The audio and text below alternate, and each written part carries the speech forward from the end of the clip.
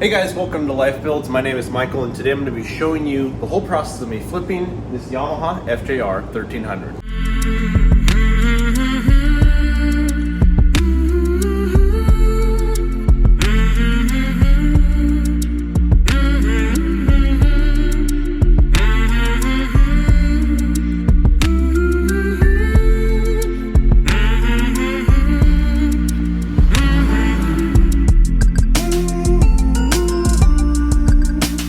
In case you haven't been following it along, we'll catch you up real quick. I bought this 2005 Yamaha FJR 1300 about a month ago, and I purchased it as a series on how to buy your first motorcycle.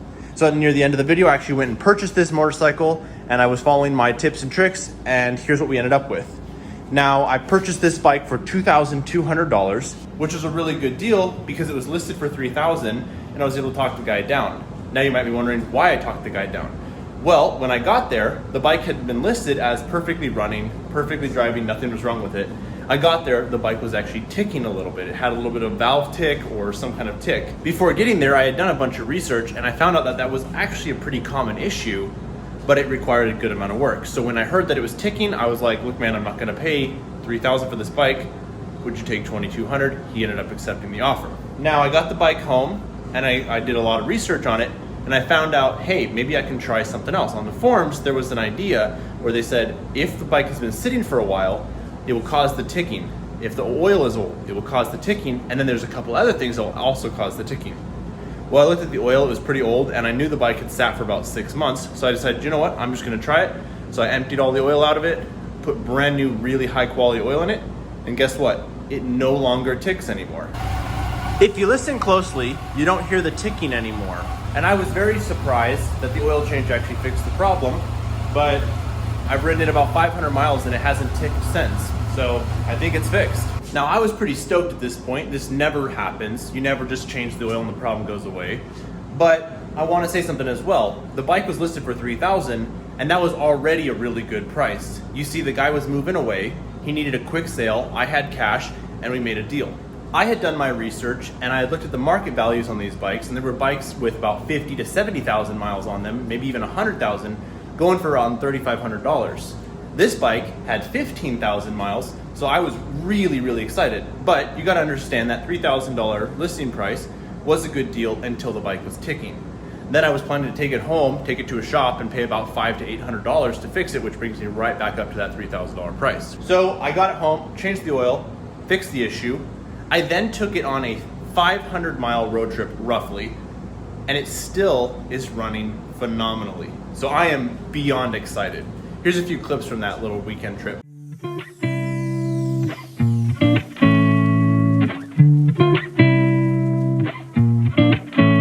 It's a beautiful area, and we've ridden about, maybe 5-10 miles on really, really rough terrain, and it was quite a challenge for me, but I gotta admit that this FJR here has probably never seen this much dirt in its whole life. Look at this view.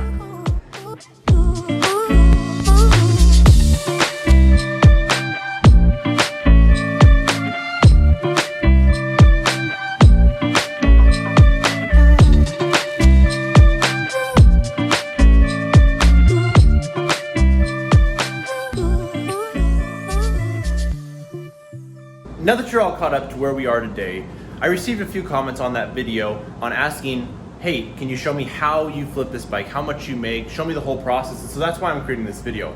I figured if there's some interest in it, I'll show you what I do. This is not intended to brag, it's just showing you what I'm doing. So after owning the bike for about a month, I decided it's time to let it go, it's time to list it for sale, because I want to move on to bigger and better things. I want to make new content for you guys. I've already made a few videos on this motorcycle and I want to make new videos, new motorcycles, new cars, maybe a boat, maybe some more jet skis. I don't know. You let me know what you want to see. I'm going to try to make it happen. So I did some quick market research and I listed the motorcycle for sale. I have someone on their way today to come purchase the motorcycle, so I'm kind of hurrying through this video trying to make it happen because he's going to be here in about 2 hours. So when I purchased the motorcycle, it came with a box of extra parts. Some new spark plugs, some brakes, clutch discs, a bunch of random gaskets. Since I'm here, I understand how to work on these motorcycles. I'll do a little bit of work for the guy just so that I can make the bike even better than what it already is. So I'm gonna real quick do the spark plugs. If I have enough time, I'm gonna try to do the front brakes and rear brakes. They're already fine, but I'm gonna try to get it done. I don't know, like I said, I got a very short amount of time. And then I will show you at the end of this video a cost breakdown of every single thing I've done for this motorcycle, how much I sold it for, how much I listed it for, what we negotiated down, and I'll show you the whole process.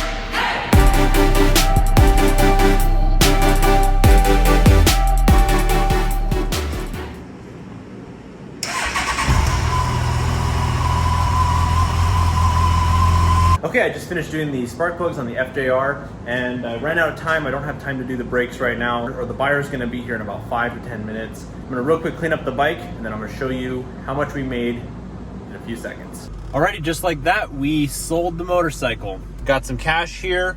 It's about 113 degrees outside right now.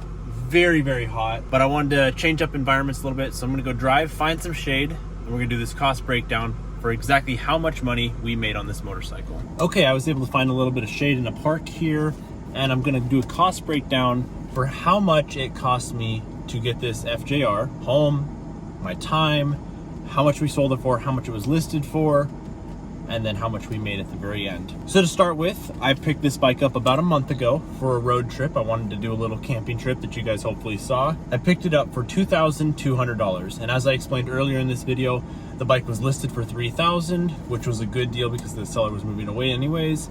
But then it was ticking. I was able to fix it with the oil change, which is crazy. And so I was able to buy it for $2,200. Then the gas to get there, my girlfriend drove me in her car, cost $25 round trip. And then I filled up the bike with a full tank of gas so we could do testing around town. That was $18. The oil change, that cost me $43. I bought leather conditioner for $10 just to clean up the leather on the bike, refresh everything, and I washed the bike. All in all, I was in the bike $2,308, which is incredibly cheap. I thought I was gonna be about $3,000 into it. So then let's think about the time. So the spark plugs, they already came with the bike. That took me roughly 45 minutes of actually working. It was so hot in the garage, I kept taking breaks, that's why I ran out of time today. Maybe 20 minutes for the oil change. I pulled the plug, let it drain out, walked away, came back, put new oil in it. Maybe 25 minutes to clean the bike. You know, you're talking a simple car wash. And then it probably took me around 3 hours round trip to get the bike. So you're looking at 4.5 hours to buy and fix this motorcycle in hours. So I want to start by saying most flips do not go this smoothly. They're not this easy to make this much money. And as you've seen in some of my other videos, I literally put a transmission into the 7 Series BMW. When I sell that one, I will definitely have spent a lot of time trying to make that vehicle right. The jet skis, which I'm going to be selling very soon, I literally rebuilt the engine on them. So what I'm just trying to say is most often you don't just change the oil and the bike is fixed. But with that being said, let's get into how much I listed the bike for. So in part one, we saw that these bikes were going for around $3,500 to $4,500 based on their mileage. Well, the only bikes in comparison was there was one for $3,500 with a rebuilt title, a little bit more miles. And then there was one for $4,000 with like 90,000 miles. So when I thought about listing this, I was like, okay, I'll list it for $5,200, which seems reasonable because I'm expecting someone to negotiate down. So after listing it for $5,200, I let it sit for a week and I got one message. There was almost no interest in the bike. And that can be attributed to a lot of things. It's 113 outside. Most people don't want to ride a motorcycle right now. It's midsummer. Most people are thinking end of summer for a touring motorcycle or beginning of summer. And third of all, it's a lot of money to be spending on a 2005 motorcycle. But I know that if I had left it like that at that price point, eventually in a month or two, someone would have bought it for around that price. But I don't need to do that because I know I was very, very cheap into the motorcycle. So I decided I'll knock the price down because I only want to make like $1,000, $1,500 on this motorcycle. So I dropped the price to $4,500, and that was the ticket. All of a sudden, a bunch of people were very interested in the motorcycle. So I started getting in contact with a couple of these people, and one guy stood out. He was driving from 5 hours away, and he was like, I want to buy it. I have cash. Let me see the bike. So he came over, he checked the bike out head to toe. He was a motorcycle mechanic. Looked it over, said the bike was in perfect condition, nothing wrong with it, which made me feel very good, especially about that oil change thing. You know, a trained mechanic would have heard that. He'd owned, I think, like 3 or 4 FJRs in this exact same thing, so he loved this bike. So he checks it out, nothing's wrong with it. We end up settling on $4,200 for this motorcycle for selling it, which I was really excited about. I honestly was hoping to get $3,500 out of it and just make a quick $1,000, but this guy was very excited to buy it, loved it, it was perfect. Now, I want to say real quick, I'm not trying to brag about making this amount of money. This has never been my goal. I just simply got a lot of messages asking for how to do this, and I'm just trying to come on here. I don't really know how to say this without coming across as bragging. I'm just trying to show this so that hopefully you guys can go out there and make some money too and hustle for yourselves. So another one of the comments I got was they wanted to see how much I was making per hour on these flips, because, you know, it's like, oh, you spend a month on the bike, you know, how much money did you actually end up making? So we went through the hour breakdown, and it turned out to be 4.5 hours, including driving time, for work on this motorcycle. Divide that by $1,892 for profit, that works out to $420 an hour, which is insane.